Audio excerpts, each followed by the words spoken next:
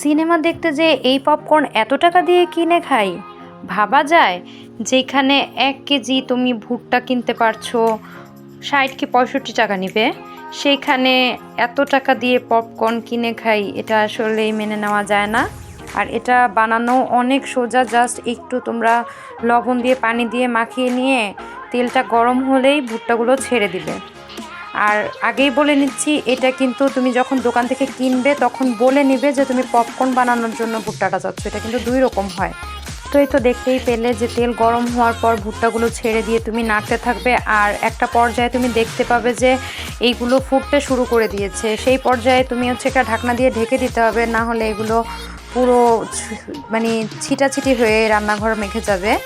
তো এই তো আম্মু আরেকটা ব্যাচ ভেজে নিচ্ছে। আর এই তো একটু পরেই দেখতে পাবে যে ভুট্টাগুলো ফুটা শুরু করে দিয়েছে। আমি খুব ভালো পারতাম না, কিন্তু এখন আমিও পারি। তো খুব সহজ। আর তোমরা না কিনে এখন থেকে বাসায় এই পপকর্ন বানিয়ে খাবে আশা করি। তো আজকে এই পর্যন্তই, সবাই ভালো থেকো।